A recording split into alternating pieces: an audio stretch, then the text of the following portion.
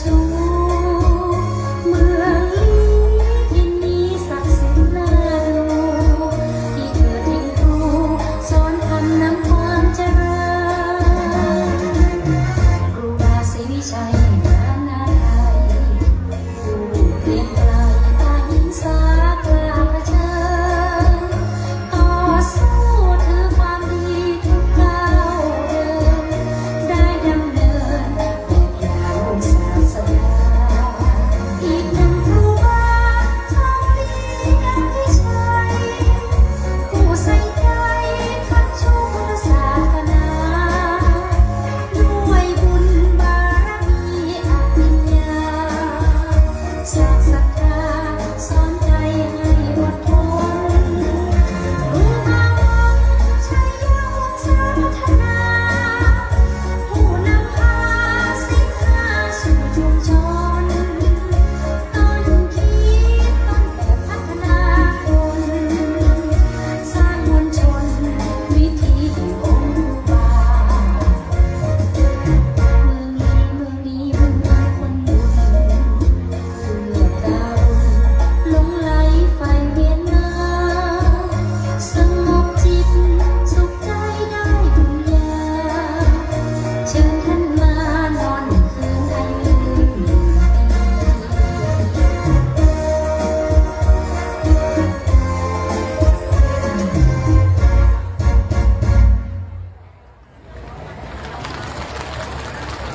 ครับฟอนคณะเวียงแก้วตรงนี้นะครับ จบไปแล้วเนาะจังฟ้อนคณะเวียงแก้ว2 ชุด 2 เพลงฟ้อนมนต์ขลังเมืองลี้และก็ฟ้อนเพลง3 ครูบาในนามของวัดพระพุทธบาทตาพระต้องขออนุโมทนาสาธุในจิตศรัทธาของจังฟ้อนทุกคนที่มาจากเมืองลี้ตัวเนอร์เดินทางไกลมาด้วยจิตมาด้วยศรัทธาอย่างแท้จริงอนุโมทนาสาธุตัวลำดับต่อไปจะเป็นการฟ้อนของชมรมฟ้อนนครนริพุนชัยฟ้อนเตียนเข้าสู่พื้นที่ได้เลยเนอะซึ่งจังฟ้อนในชุดฟ้อนเตียนนี้จะมีถึง100 คนก็ต้องจัดแถวจัดระเบียบกันพอสมควรน้อยเนาะพื้นที่อาจจะแต่กว้างขวางในบางเวลาถ้าประชากรนักครับจะดูคับแคบก็เป็นสัญลักษณ์อย่างหนึ่งคนละปูนเนาะจะอยู่ในชุดผ้าถุงสีดำเสื้อขาวและก็สบายเหลืองเหมือนกันเลยตอนนี้ทุกคนจะหันหน้าไปทางปราสาทก่อนเสร็จแล้วเราจะน้อมมือไหว้สากราบวันตาขออนุญาตต่อหลวงปู่ครูบาชาวลิตหรือท่านเจ้าคุณพระพุทธบาทพิทักษ์จัดแถวคือมันเต้ากันเนอะตะกี้ฟ้อนเมืองลี้หันเยาวชนตัวน้อยๆมาเป็นยุวชนได้มาแสดงความสามารถเป็นกันเพื่อนเพราะว่ามีความกล้าแสดงออกร่วมกับผู้ใหญ่เป็นเยาวชนที่มีจิตอยากจะสืบสานวัฒนธรรมพื้นบ้านล้านนาอนุโมทนายินดีตัวเนอส่งเสริมกันไปซึ่งฟ้อนในลักษณะนี้ตะกอนอฟ้อนเล็กก็จะเป็นกิริยาการเชื่องช้าแต่มาได้เพื่อนห้องว่าอ่อนโยนแต่ไม่อ่อนแอเป็นลีลาของความคนเขาอัตลักษณ์ของคนเมืองเหนือเป็นคนใจเย็นประเดี๋ยวนี้กับปรับเปลี่ยนประยุกต์ไปตามกาลสมัยอาจจะเอาเพลงนั้นเข้ามาแทรกจัดท่วงทำนองกันใหม่ลีลาการฟ้อนกับปรับกันใหม่ตอนนี้ปรับแถวอยู่อยู่ในมุมมืดอยู่ไทยบาหันก็ตอนนี้เบอร์ไทยหันก็มืดอยู่กำลังจัดแถวซ้ายขวาอย่างใดว่าไปจะไปอยู่แถวไปแถวมันเนอ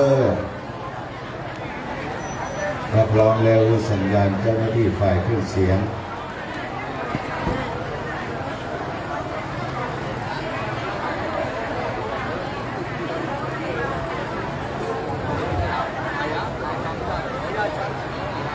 ค ซ้ายพร้อมขวาพร้อมมองไปข้างหน้าสายตาอยู่ที่ปราสาทอยู่ที่โรงทองทึบที่เป็นที่บรรจุสรีระร่างของหลวงปู่ใครบ่มีแถวก็สอบหายพระเลยเดี๋ยวไปให้มันเกินแถวหน้าแถวข้างตรงกันมองหน้ามองข้างเวลาฟ้อนไปจะไปเล็ดเอวกันเนอะ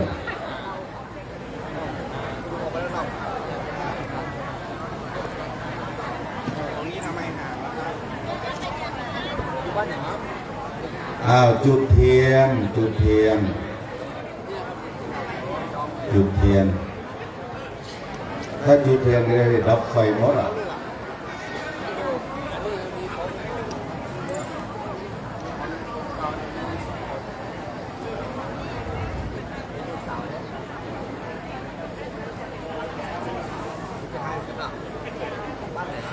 การฟ้อนเตียนในความจริงมันเป็นปริศนาธรรมข้อหนึ่ง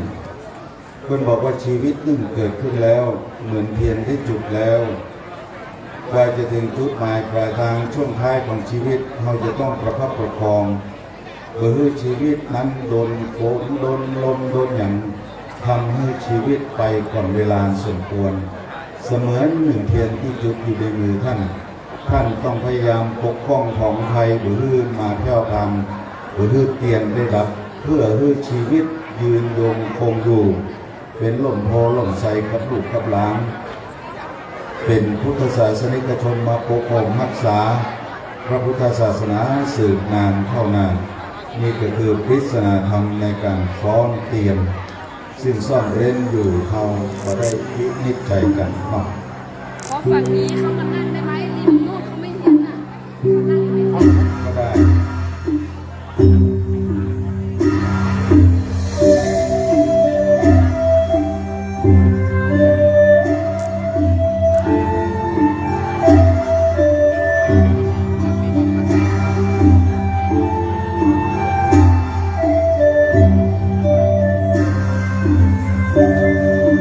พี่น้องที่นั่งที่ยืนอยู่ด้านหน้าเนาะต้องขอความกรุณาในวันนั่งนะครับกำลังจะได้หันหรอกบอกว่าไม่ได้นั่งกับเรื่องนั่นหลังไปได้หันนี่ลุกดึงดูดได้กันเลยไปบอกฟอสว่าลูกตอนนี้ว่างเลยลูกพี่พวกเราตกเลยก็มานั่งในเต็นท์นี่ก็ได้เลยนั่งในเต็นท์นั่งในเต็นท์คนในเต็นท์บ้านเขามานั่งไปนั่งน้ำเป็นฝัก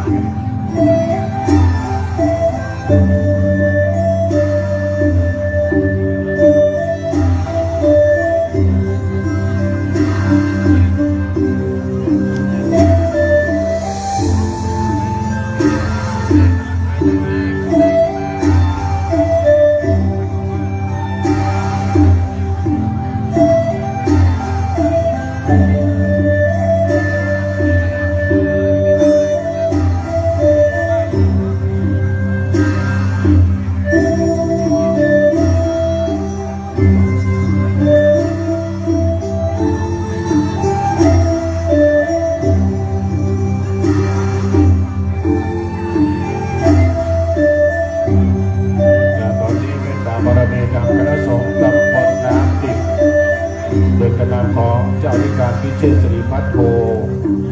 สัตโธสกินสารบุญที่ปรึกษาเจ้าคณะตำบลน้ำดิบขอเป็นคณะสงฆ์สถามาจะหลายนะเขาหนองพระรามมาจะหลายนิมนต์เด้อเจริญพรเด้อถ้าจะมาบูชาผ้าออกมา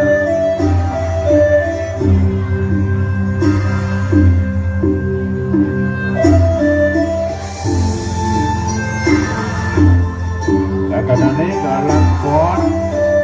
กาวแทรกไปเป็นกรรมก็ได้อย่าบุญญาผ้าบุญญาไตรมาตอนนี้เด้อเอาพวกพี่น้องเอาไปละเดินเด้อเอาไปไหนระวังรถเดินเด้อระวังรถเดินเด้อเอารถผิดด้วยชลบกบลโอ้หลวงปู่มาแล้ว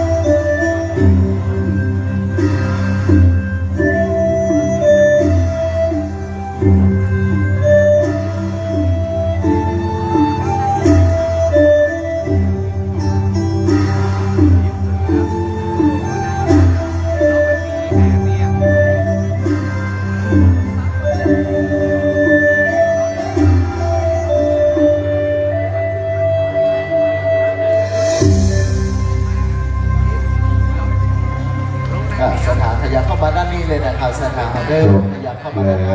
เนาะจะมีต่อ ขยับมาเลยนะครับ ฟอนชมรมฟ้อนนครนริ พ พุ อน เสร็จแล้วท่านก็เอาหลัวไปผูจาด้านหน้าเด้อผูจาอยู่ด้านหน้าบอกคนจะนะคณะกรรมการครับ ตอนนี้เราก็จะปิดไฟสมมุติว่ามันมืดประหันเนาะ ครับในขณะนี้เนอะในส่วนของหลวงพ่อพระโคปรตินพงศ์เขมาพิระโตได้สุภาพทาลาวนางสาววราพรนานจาใจนะครับได้มีโรงงานพบกับครอบครัวโรงงานโอปัญญากิญี่ปุ่นเนอะโอปัญญากิญี่ปุ่นกำลังผลิตอยู่นะครับเป็นของญี่ปุ่นอร่อยนะครับพร้อมกันนะเนาะ เตียง ใน ประ ส่ว ดั น บ นี้ เนี่ย นะครับ ก็มานั่งแถว พระพัชรพลนะครับจิตานุรักษ์โขได้นำโรงทานเต้าห้วยนมสด 400 ถ้วยผู้ช่วยในขานุการเจ้าคณะอำเภอนะครับอันนี้คือเจ้าภาพที่ได้นำมาสถานขยับเข้ามาด้านในเลยเด้อพ่อบอกคุณเลยเด้อครับพ่อสีขาวจากนั้นนะครับหลวงทั้งสองท่านก็เอาฟืนหรือหลวงมงคลไปไว้ด้านหน้าปราสาทได้เลยด้านหน้าปราสาทตอนนี้ได้เลยนะครับเสร็จแล้วแม่ขยับมาด้านนี้เลยครับมาด้านในแม่เดินด้านในเลยครับกรรมการบอกว่าตัวเองเดินมาด้านในเดินมาด้านในนะครับเดินมาเรื่อยๆเลยนะครับเข้ามาเอาหลัวไปตีหน้าปราสาทท่านเลยละครับ ตามเตียนตัวเนอะตามเตียนตัวจะได้ ด้านนี้ ใส่ เล ไฟ ย ใส่เตียน นั่งเก้าอี้แม่ขยับมาด้านนี้เลยครับเนาะด้านในเรียนเชิญเลยครับมาด้านในครับด้านนี้เนอะหลายท่านด้วยกันครับจากมาผูจาผ้าน้องเชิญเจริญทิศเจริญใจมาด้านนี้เลยแม่ไอ้เข้ามาด้านนี้เลยริมไซด์ไปเลยครับหลวงพ่อนะครับมาด้านนี้เลยเนอะพ่อแม่พี่น้องที่เที่ยวไปเที่ยวมาที่กำลังลงรถก็ดีว่าเปิดผูจาผ้ากันที่ไหนชุดละ100 บาทชุดละ100 บาทนะครับมาเนอหลวงพ่อลูกศิษย์ลูกหาหลวงพ่อท่านเจ้าคุณพระพุทธบาทพิทักษ์ครับจะได้พิจารณาแม่เอาผ้ามาไว้ด้านหน้าเลยเนอปอนเนอร์พร้อมสวยดอกปฏิทินนั้นเก็บไว้นะจ๊ะปฏิทินเก็บไว้ที่บ้านน้องเอาไว้ใจที่บ้านเอาแขวนไว้ที่บ้านเลยเนอแล้วก็น้องปุจจากูลแก้วรัตนาก็คือรัตนาดวงสามพระพุทธบาทพิทักษ์ครับคุ้มครองรักษาครอบครัวเฟเบอรี่ของท่านเนาะท่านเจ้าคุณเอาครับเอาหลวงไปไว้ด้านพุ้นเลยเนอเอาหลวงไว้ด้านพุ้นเลยเล่เข้ามาด้านในครับเล่เข้ามาอีกแม่ขยับเข้ามาเลยเนอปูจาแล้วเข้ามาด้านในเลยป่อเข้ามาด้านในเลยว่างตรงไหนนั่งได้เลยเนาะ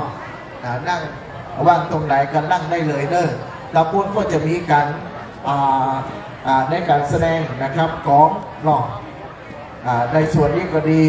นะครับ7 หน่วยเนอเป็นมหกรรมของที่ล้ำค่าที่ทรงคุณค่าอย่างยิ่งภายในพอได้กอยถือว่าเป็นผู้มีบุญนะครับมาด้านนี้เลยนะครับนอกการแสดงกองสมัครใจเข้าแก่ เสร็จแล้วเนาะ มาด้านนี้เล บันทึก ย ภาพสวยงาม น้อง มาก ขยับมาเลยครับ ตอนนี้ก็เข้านั่งพักพักก่อนตามอัธยาศัยก่อน ชุดต่อไปจะเป็นการแสดงชุดเยาวชนสนั่นเสียงเวียงละพูนโดยทีมงานของวัดห้องจางพญาวันและวัด จาก ตุ พี่ น้ สา อ วย มาด้านหน้านี่เลยเด้อว่างที่ไหนลงท่านเลยนะครับขอบคุณบุญกิจบุญตามของสภา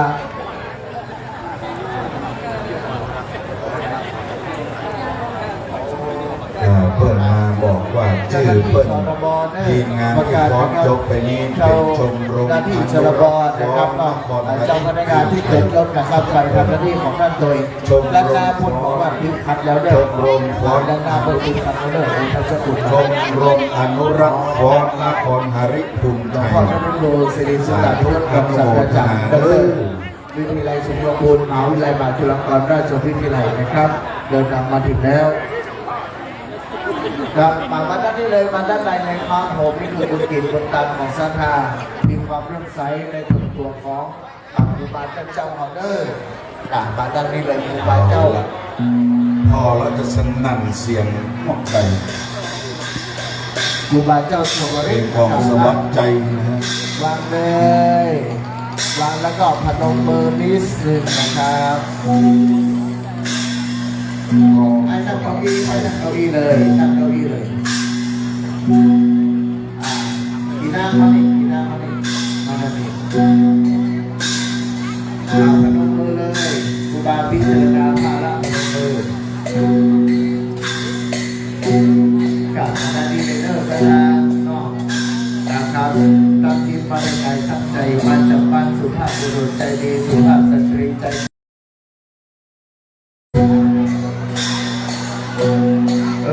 เลยนะครับขอประธานท่านใดที่เอาผ้ามาวางทอดถวายผ้านะไปเอาด่วนกลางอยู่ได้เนาะเอามาเอาใส่แห้งด่วน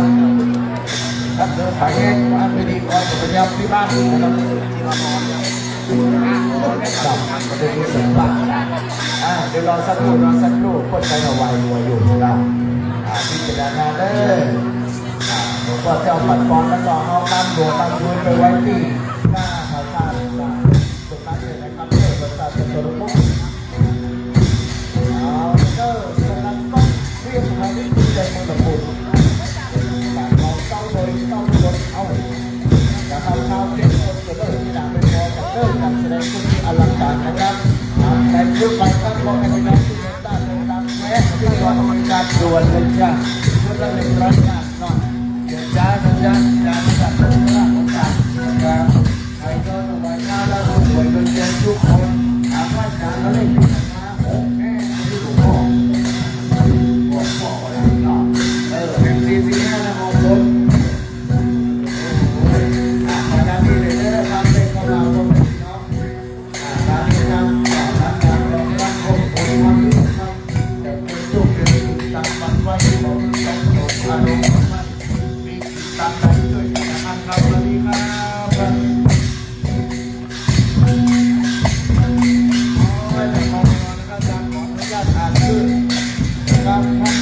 รองศาสตราจารย์ดร.โหอาจารย์โหดครับดาวดวงเดือนมักอยู่พร้อมนายที่ติดมาชายการต่างนักนามดีจากจำเนียนเชียงใหม่พวกเราบุญซ้อมใหญ่เลยนะครับ2รัฐบาลนะครับไว้ตาเลยเอาในคำบอกเอาในคำบอกเอาศาสตราจารย์ไปในข้อเลยนะครับคณะกรรมการเจ้าดีนะครับอาจารย์โหดนะครับมอบผ้าเพื่อเป็นเรื่องสามใจและแสดงให้ติดตามเพราะว่าท่านทองมาแล้วน้องฟันก็มาดูนะครับมาด้านนี้เลยอาจารย์โหดนะครับผ้าใจเพื่อนผมต้องที่จะเอาผ้าใจของพ่อทุกคนเลยนะครับ3พ่อลูกนะครับต้องมาเด้อเพื่อนเป็นจาก2,000 บาทนะครับกันแน่ครับพยายามเข้ามาข้างในแม่พยายามมาดูตอนนี้ชุดนี้ยังคนเขานะครับเอาเที่ยวเอาบุรีก็โหออกจากนี้ไปบุรีจากที่ยมวงป่าก็เนาะมีผู้ป่วยไปแล้วก็ปวดไอ้เจ้าเป็นแดงร้อยหนาวก่อนนี่นะ40 นาทีสูงก็การจะกล้าโคให้สูงก็เลี้ยงอยู่แต่ที่เลี้ยงจะลดเจ้าได้มีตำรวจหน้าทางการลงที่ต้องหลวงแต่พอเราเองเราคิดว่าจะได้น้องมาก็ได้เดี๋ยวไปด้วยวันนี้จะมองไปเนี่ยไม่รู้ว่ามันยังไง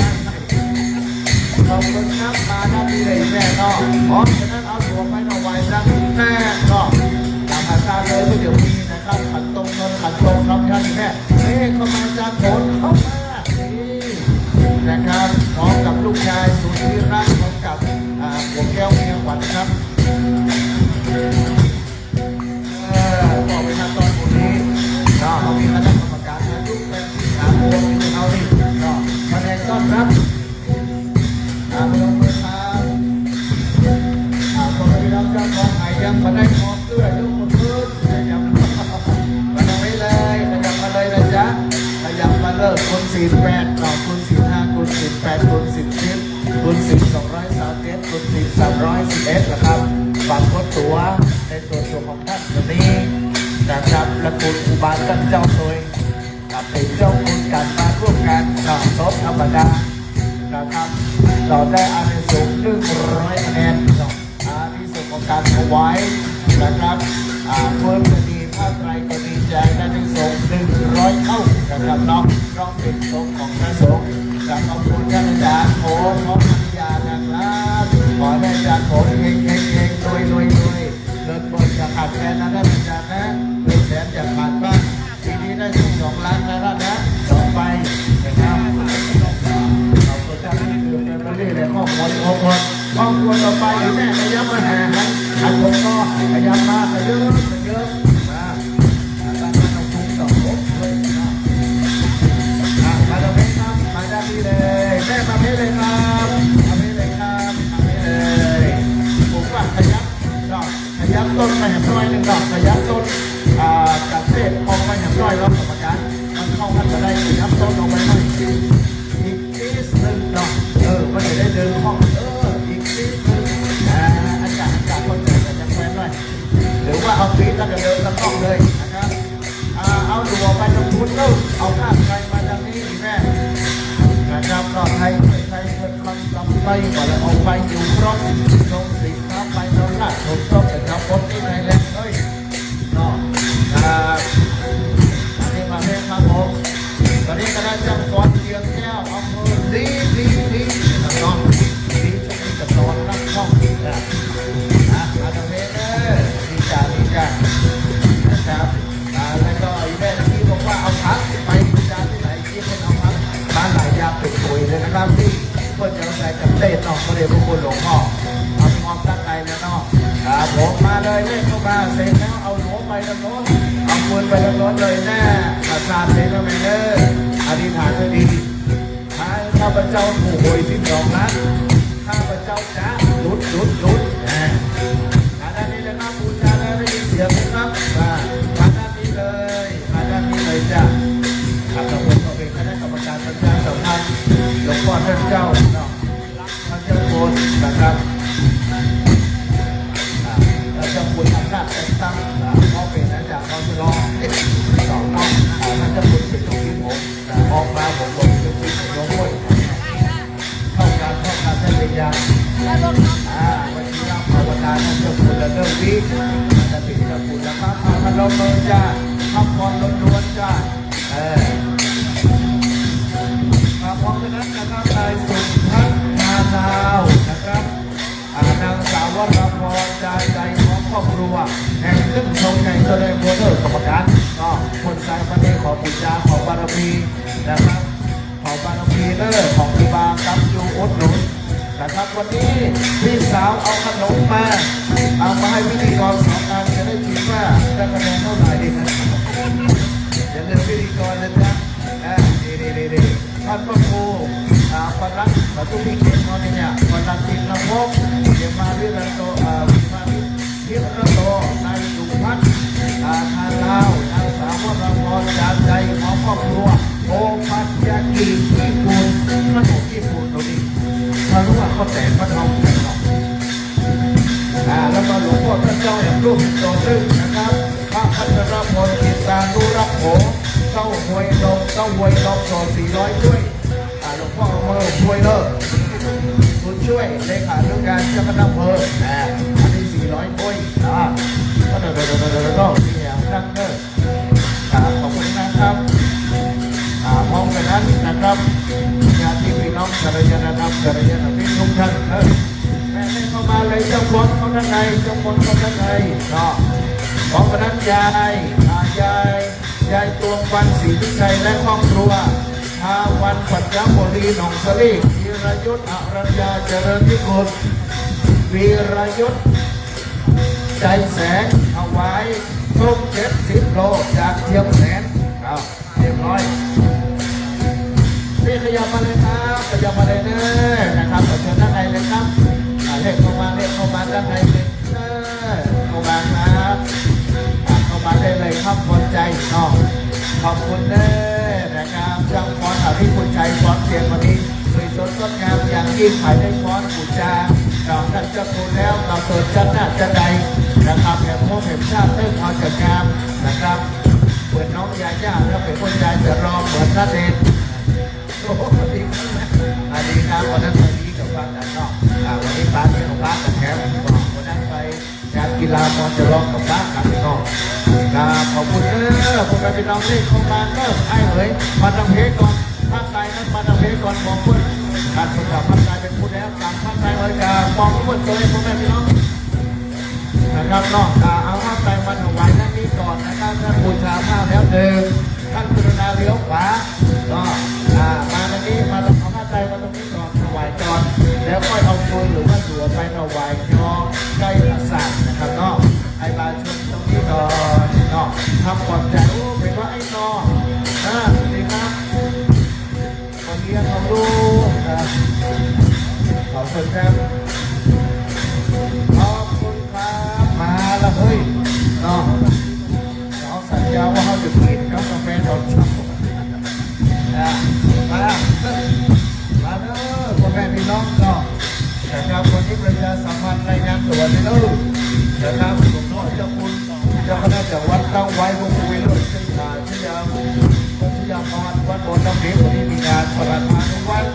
หลวงพ่อพระเจ้าเฮาอิตาลี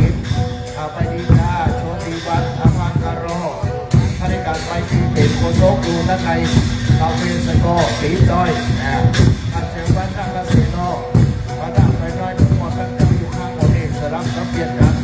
ปียักษ์นักกินตีพระราปีกีคนจังหองนายจากคุณมาจากไทยวันจะรอที่สงขลาดีเจขึ้นกันที่สองที่เพิ่มจะรับผู้ดูบริการวัดตันโยรัตนพนวัดน้ำดิบทำแข่งขันในทำหน้าที่ของท่านนะครับในวันนี้และวันพรุ่งนี้โดยจะแล้วเสร็จจะบุญสั่งต่ออันนี้มีคำสั่งเป็นที่เรียบร้อยครับมาเด้อพี่น้องมีการจูงแข่งกันมาสามีภรรยาสุดยอดครับคู่กันบนหวานความลุกตามเราหลังนะบุญในกันเด้อหัวเมียอู้กันบนเมียเจ้าหัวครับเมียจ๋าหัวคิงเมียหาเทวดาขาบางนอนนั่นอู้กันบนงานนี้เลยเข้ามาอีกแม่มาตั้งไงเสร็จแล้วเอาฟืนเอาหลุมไปย้อนเอาไว้ใกล้ประสาทนั่นเองนะครับใกล้ประสาทนะครับดีการ600,000แน่ก็ดีแม่นู่น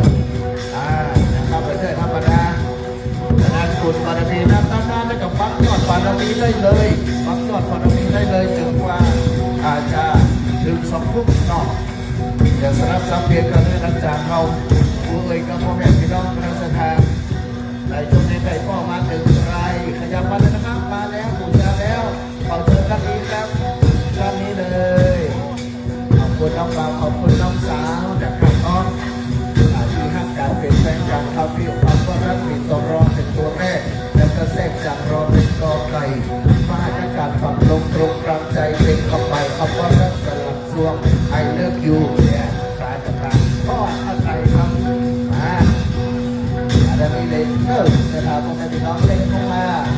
ทำเลยนะครับช่วยกันเรื่องร้อยบาทก็มันต้องติดร้อยเนี่ยร้านนี้เลยนะไอ้ที่บุญการมาใจเนี่ยมาทำให้หน่อยคนเคยเดินแล้วคนบอกคนใจคิดคนเคยให้มาเล่นกันบอกคนเคยงานเขาเป็นพัฒน์สมนอยู่นั่น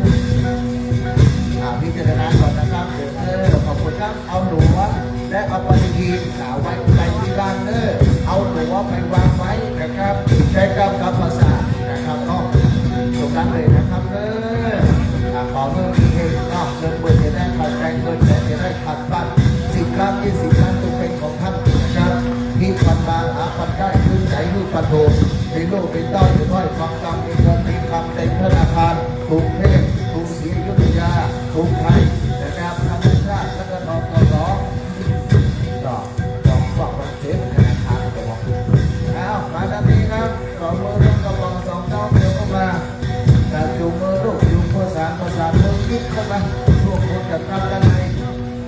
ที่เราก็ส่งต่อเรื่องแห่งสมณะลูกที่ครูบาตั้งเจ้าก็รอยืนที่คอยจากนี่ที่คอยครูบาโรงพยาบาลของมันสังโฆแต่หลวงพ่อพระพุทธบาทพิทักษ์ของเราครูบาเจ้าศรีวิจัยตนบนทั้งงานมาประพฤติปฏิบัติครับด้านในเลยนะจ๊ะน้องสาวคอนเซอร์ไผ่พวกแงมเข้ามาเวทไผ่พวกวันหัวพวกแงมเข้ามาเวทมาด้านนี้เลยพันมาไว้ก่อนแล้วก็พระสงฆ์จะได้บอกให้ว่าคนจะเอาฟืนไปไว้ที่ไหนแต่ท่านต้องมาก่อนท่านต้องมาถวายก่อนมาแล้วท่านได้ท่านไรนะครับท่านได้หลวงท่านได้ฟืนท่านได้ปฏิทินท่านได้สารูปเหมือนนะครับเอาสารทั้งหมดเก็บไว้ในกระเป๋าเสื้อแล้วค่อยทิ้งทีหลังกระโปรงแห้งกันได้แบบนี้แน่นอนแล้วก็นะครับท่านเอาไว้วางบนหูสายยกเลยนะครับจากนั้นพนมมือแล้วสูงให้พรเอาฟืนเอาหลวงเอาถือดอกและเอาปฏิทิน ดีมาแขวงปฏิบัติจะได้ว่าผู้แสดงขันว่าเรามีการพระราชทานเพลิงท่านเป็นใบยอมบุญ100 บาทนะครับก็ขอท่านที่ก็ไป100 ล้านนะครับเนาะก็เย็นเสร็จแล้วจะได้มาบ้านอายุยืนนานกว่าน้อยจะได้มองใจเยี่ยมใจตำวันสุขเยี่ยมมันดี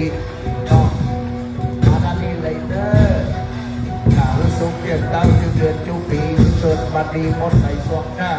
คือทรงตั้งจากสังขารมัดข้าผ่านดาเอาเส้นลำขอบุญตัวสดบรรดาด้วยคำรักษาหอมงลมราคือองค์พระน้องฟังคำผูกตาองค์พระกายาเต็มล้วนมาด้านในเลยเด้อลูกหลักอินดีอบแอลอ่อนควนปากกินนารีและนกคือผมนกเขียวยนยาวเกี้ยวยงปากติ้งแต่งแต่งปุยแจงคือคิ้วผมต้องเป็ดน้องบนแปลงบนบกเดินแรงสิสารนับล้วนนอกดีพ่อลูกสามีภรรยาตัวอย่างนะครับน้องประเกศโลกน้องโมโน่โมโน่ท่านจะสังเกตเด้อครับก่อนนะครับขอบคุณเด้อเนี่ยคนบอกว่าหัวดีเมียดีเกินปีมากก็เลยสร้อยคอเอาแหวนเพชรหัวดีเมียดีคนว่ามีเพชรทีเด็ดของนั้นมันรวยหัวเป็นเพียรเมียเป็นเป็นควยโผล่วิ่งเมียรวยโผล่ไว้เมียจะหน้าหัวได้แง่สีเมียเป็นแรงสาวแง่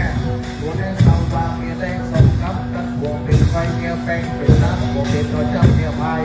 หัวเป็นเพียรเมียเป็นเป็นใจกันหัวสบายเมียก่อนเข้าวันหยอกเล่นให้กินข้าวปูวนดอกยำครับถูกปากครับหอมดิ้นน้อยมันยังเราอย่าลากทีเกิดถ้าลากทีมาแค่ไหนอย่าดอกโดนรับเดินกำลังนักเองลากเสด็จมาได้เลยเด้อเอาหันภาพแม่ลูกไปดูเจ้าหน้านี่ถ้าก็เจอให้แม่นะครับคุณบอกเราคุณแม่ที่น้องนี่รับวันน้องนะสนุกคุณบอกเราคุณแม่ที่น้อง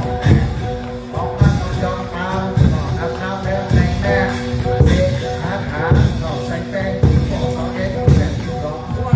การนั่งรองมีเสน่ห์นั่นหรอกซื้อไว้ไว้ใดก็จะได้ไปนั้นนะครับก็ไหนนั่นเป็นการเด้อรวมพลังนะครับมาด้านในเลยเด้อที่ให้ไปหัวก็มาด้านในแม่ก็ไม่พูดแต่นั่งอยู่ที่นั่งมาด้านนี้เลยเด้อเสร็จแล้วมันลงตาไปไหนบางกันคนถึงว่าคนมีคนกินอย่าเขากินคนตายอย่าเขาได้ตังค์เลยต้องเซ็ตทองมันติ๊บ400เอาไว้ก่อนมัน100วันไหนพอกินก็เดือน5เดือน6เดือน1วันออกละวางออกอัพวางออกแถวเอาวางออกแถวกินแค่ก็จะออกขยับมาด้านในเลยนะจ๊ะอายุโตก็จะถูกหวยรางวัลที่1มาด้านในเลยนะครับมาด้านนี้เลยนะครับขอบคุณเด้อคุณพิจิตราที่นะครับกระส่งเด้อนั่นที่มีกระส่งขอบคุณครับท่านช่วยท่านอสมท่านสรมและก็อบตยกมือท่านเด้อดีจังการเข้าใจเขาก็ต้องห่วงครูบาเกินมาเป็นคนใจต้องห่วงนี่จะได้กับครูบาคนเกิดก็คนใจคนก็ฟังเขาอีกฟังการทำงานของวันนี้อย่างที่ได้ที่คนเราครับมาด้านนี้เลยเด้อสามารถบันทึกภาพได้นะครับคนจะบันทึกขออนุญาตมาสารวัตรมาจากในคนนั้นนั่นลูกบันทึกไหนที่แม่แช่นั้นเจ้าบอกขอถูกไปแล้วสิอะไรก่อนตอนที่เชื่อห้ามลูกดูเลยที่มีกำลังทำการแสดงร้อนต้องกำลังทำการแสดงแต่การน้องการต้องจำพยาวันของโดยสมบูรณ์ชาวเทศชีวิตครับมีการพ่นไฟโอ้โหนะครับมีการพ่นไฟเป็นเต้ากิจรักสันวันต่อนี้ตลอดสบายดีในส่วนผู้รับเสด็จจากดาวบันดึงจากดาวมันออกภาษาแล้วเจ้าติดต่อแล้วเจ้าความได้ยินดาวออกจากปลายที่บ้านบอกให้ภาษาบอกถวายการต้อนรับแต่พระพุทธเจ้าองค์ธรรมจากนั้นก็มีการศึกษาโบราณที่จัดการมาด้านนี้เลยเด้อโจ๊กสลัดเด็ดนะครับมาด้านนี้เลยนะแม่เด้อ นะครับมาด้านนี้เลยนะครับมาผมเข้ามาผมถึงหยอกกันแล้วครับเข้าไปถูกจ้าผ้าเนาะแล้วก็มาอู้มาจากศาสนาพวกแม่พี่น้องเขามีหลายในการแสดงหลายชิ้นหลายอันเนอร์มีอย่างวันต้นเล็งนะค จ รับบ แล้วการแสดงของเยาวชนสนังเสียงเวียงละปูนเยาวชนสนังเสียงเวียงละปูนได้แสดง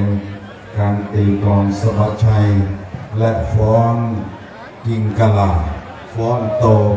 ไปพร้อมๆกันเป็นการร่วมตัวกันของเยาวชนวัดร่องช้างพญาวันและวัดสปุ่งน้อย โดยการนำของพระอาจารย์เก่งและพระอาจารย์เคถือว่าเป็นการสืบสานน่าอนุโมทนายิ่ง การแสดงชุดนี้เพื่อน้องว่าขับสัตตะดุริยนนทีสนั่นเสียงปรีปูจายกมือไหว้สาคุณครูบาพระพุทธบาทพิทักษ์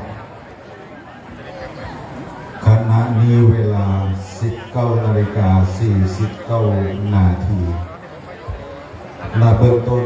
เข้ากระผมขอถวายความเคารพในพระเดชพระคุณพระธรรมวชิรปัญญาจารย์รองศาสตราจารย์ด็อกเตอร์รองเจ้าคณะภาค7ผู้ช่วยเจ้าวาดวัดพระเชตุพนวิมลมังคลารามราชวรมหาวิหารกรุงเทพมหานครในโอกาสที่พระเดชพระคุณหลวงพ่อได้โปรดเมตตาเป็นองค์แสดงพระธรรมเทศนาในคืนนี้เบื้องต้นก่อนเข้าสู่พิธีการข้าพเจ้าขออนุญาตนำเรียนขั้นตอนของพิธีการเพื่อกรุณาทราบดังต่อไปนี้